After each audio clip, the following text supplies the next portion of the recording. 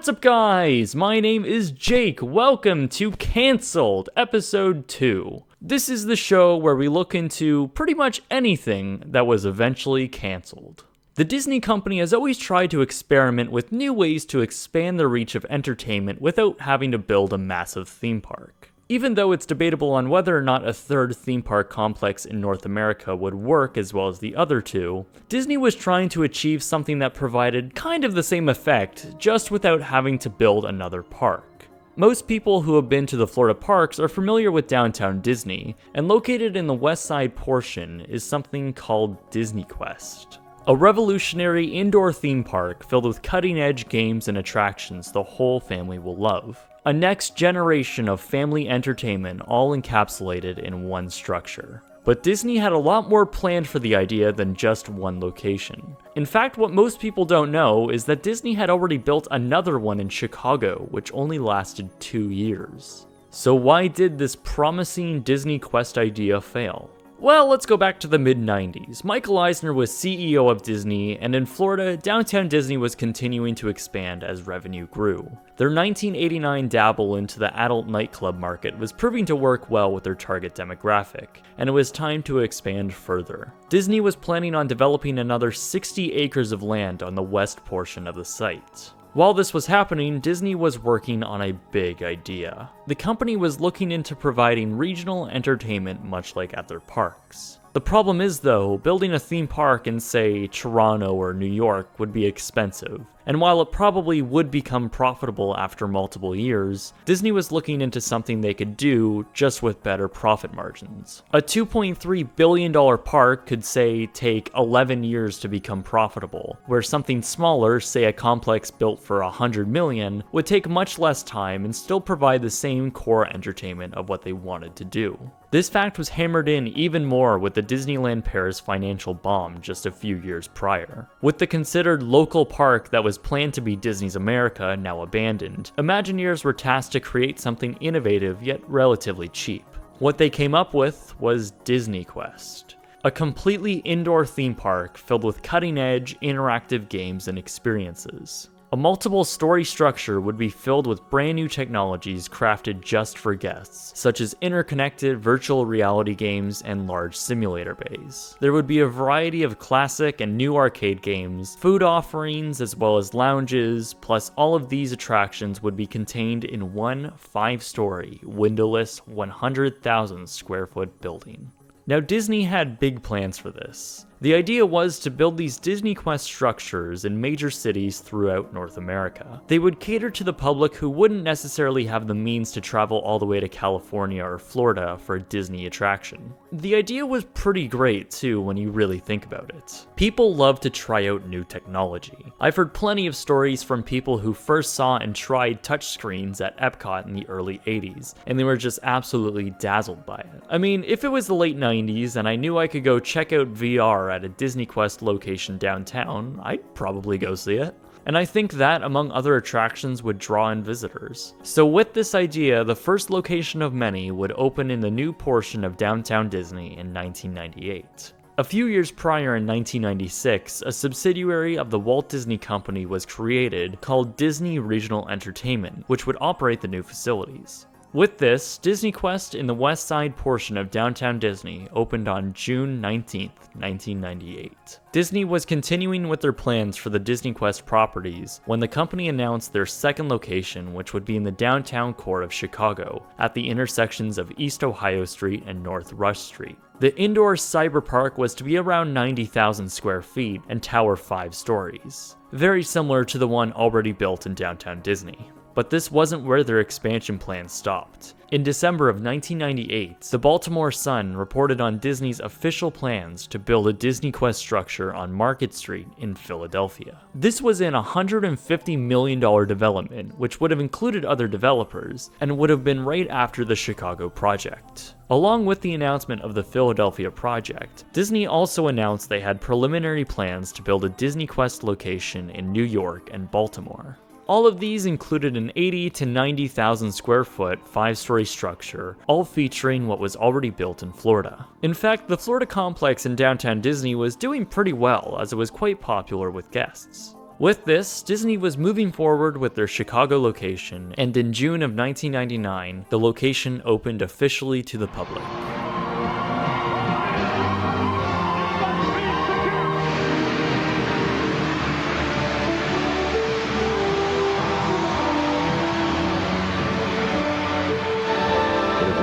For the galaxy's first indoor interactive theme park. Amazing! However, initial attendance was rather low than its Florida counterparts. Many believe the reason why Florida was doing so much better than this one was because of the tourist foot traffic. Prior to the opening, the Chicago Tribune published an entertainment analyst's projections, saying that the city was already filled with so many entertainment options, and that, quote, "I do wonder how many of these concepts the city can support." This skepticism was supported by a few high-profile attempts to build something similar to Disney Quest, just at a smaller scale, in which all of them pretty much ended up failing. Things were slow at the facility, and despite its central location in the city, Disney Quest Chicago was struggling. As 1999 progressed into 2000, attendance wasn't getting any better for the complex, and clearly Disney Quest Chicago was not working the way they wanted it to. The complex in downtown Disney kinda worked because it just added to the resort, but something like this in a major city just didn't. So by this time, Disney had officially announced that all of the planned Disney Quest future locations had now been officially cancelled. Disney Quest Philadelphia had its foundation already poured when Disney had canceled the project. Disney Quest Orlando and Chicago were now left operating with no real future. Chicago's branch was particularly struggling with its attendance numbers though. Disney had lowered its $36 admission price to now only $26. It seemed like a last-ditch effort for Disney to get people through the door, and it just didn't seem to work. By 2001, Disney had announced they would be closing Disney Quest Chicago permanently. While Disney assured that things never got to the point where the complex was losing money, it just didn't meet their attendance expectations. So on September 4th, 2001, Disney Quest Chicago closed its doors permanently and eliminated 270 jobs. Disney Quest Chicago lasted only 2 years and was supposed to be a stepping stone into something that was supposed to be much, much bigger. However, ultimately ended up killing the project entirely. And if it goes well in Chicago, I guess it could go well anywhere. We have plans to build the next one in Philadelphia. Of course, we would love to be in New York and Detroit, etc. But we're just gonna see how it does in Chicago. The master plan to Disney Quest was much more ambitious than most even know about. Orlando, Chicago, and Philadelphia were going to be the first initial ones built. However, Disney had planned to construct over 30 of them. It's said that over $90 million went into just developing the technology used for Disney Quest alone. So Disney had a lot riding on this project. While attendance was a major issue for the Chicago complex, over in Orlando, well, Disney Quest was doing alright and continued to stay open. While Disney Quest Chicago was struggling, they did update and add some new attractions in the Florida complex. However, attendance at the downtown Disney complex was relatively flat. It was constructed with over 100,000 square feet of space and able to hold around 1,400 guests an hour, so reaching that mark was relatively unlikely. Branded merchandise inside the structure's store was now being cleared out and replaced by the generic Disney Store merch. Disney had just seemed to have given up on Disney Quest. They just didn't want to spend the money on something they honestly knew would inevitably close. So they started cutting back drastically on their original plans of replacing or updating 15 to 20% of the attractions every 2 years. I mean, it makes sense why they would do this. However, Disney Quest was starting to show its age much faster. By 2006, many rumors emerged of the building's closure, and at this point, it wasn't really a matter of if, it was a matter of when. However, as many plans had been rumored to have fallen through, Disney Quest continued to operate. Tickets were cut in half on some days, and admission was free with some packages when you booked your resort. In 2010, Disney Regional Entertainment had been dissolved back into the Walt Disney Company, and Disney Quest was now handed to Disney Parks and Resorts for complete control and operation. Disney Regional Entertainment, by the way, wasn't just founded to control Disney Quest locations. It actually handled 2 other Disney-owned regional locations. One was a daycare service called Club Disney, which had 5 branches and only lasted from 1997 to 1999. The other was ESPN Zone, which was essentially a sports restaurant, which had 9 locations and went from 1998 to 2010. However, 2 of them operate with another company. So I mean, really, Disney Regional Entertainment was just pretty much a complete failure. Anyways, finally in 2015, Disney announced that the Disney Quest branch in downtown Disney would close permanently in 2016 to make way for something called the NBA Experience. However, nothing happened. Disney Quest continued to operate through 2016 and into 2017. At this point, the indoor theme park is severely outdated. Rides are consistently breaking down or just not working right. The attractions which are running are just bizarre, buggy, outdated messes. There are a few interesting games like the Pirates of the Caribbean one, which was cool when me and my family first tried it back in like 2004, and I thought it was just a ton of fun. However, looking at it now, it just looks like a video game from 1999. Which it is. Everything else, like the virtual Jungle Cruise river raft thing and the invasion alien encounter, just didn't work and was awkward to try and play. I will say though, like the arcade section of the building, it's pretty cool to have like all of these free-to-play arcade games. But I mean, like attractions with on-ride cameras for a video souvenir for you to take home are filmed at like a 4:3 ratio. Technology is clearly behind what the standard is today. And, excuse me, is that Comic Sans? Other stuff was just boring and bland. Stuff, you would just wonder why anyone would have fun doing unironically. Or if, you were like over the age of 6. Finally though, on January 30th, 2017, a concrete date on the building's closure had been announced. On July 3rd, 2017, Disney Quest will probably close permanently to make way for the NBA Experience. And with this closure, it marks the end of a cancelled and failed project which lasted over 20 years. Really though, the complex in downtown Disney was just a remnant of it. Disney Quest's future was really cancelled just 2 years into the regional locations even being open, with hundreds of millions of dollars already spent. In the end, Disney Quest was an ambitious project that just didn't work.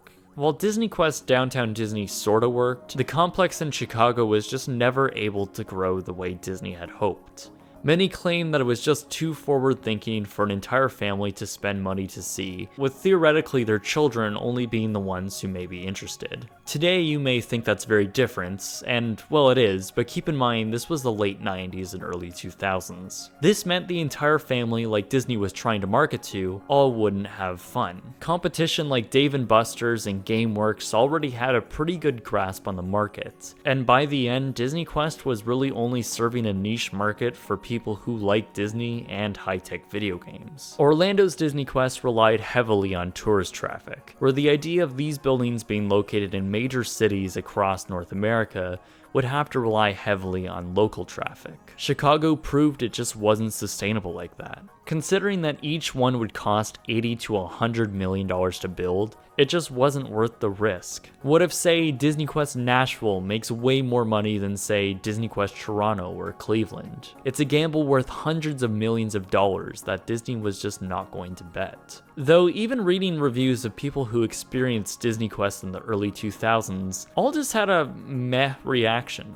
It might just be that what was developed as attractions for Disney Quest wasn't all that great. The last time I was there, I believe it was 2014, and the majority of the reviews that I mentioned earlier, I pretty much agree with. When I think of Disney Quest now, I think of a 72-year-old high school technology teacher who doesn't know what 1080p resolution is. I honestly do believe now though, if Disney Quest were ever to make a comeback with today's technology, it would probably do well locally. I mean, think about it, if we're at the point where tons of people are lining up at the mall to try out VR, then having a place where you can try that and so much more for all one set cost of entry, well, I think it would be brilliant, especially with the backing of a company like Disney. I mean, imagine what they could create with that much space and with technology being so popular with their target demographic now. As for Disney Quest Chicago, well, since the closure of the complex, the 80,000 square foot, 5-story structure is now currently a room and board furniture store. Whether or not Disney ever decides to revive its project, we are still left with the last unique remnant of the Disney Quest master plan. One that had hundreds of millions of dollars spent on it, with high ambitions, only to be cancelled.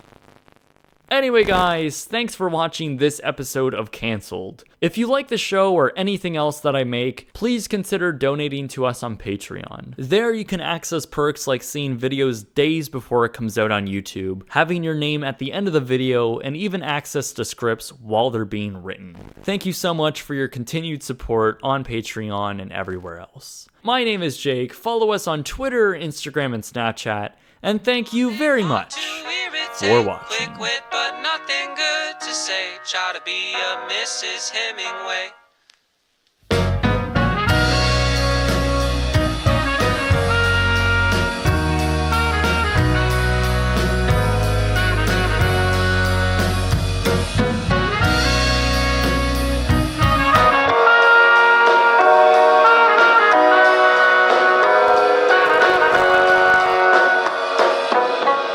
I wonder what it's like to be nice, and I've been wondering that since '95. If society takes its toll, where does all the good money go?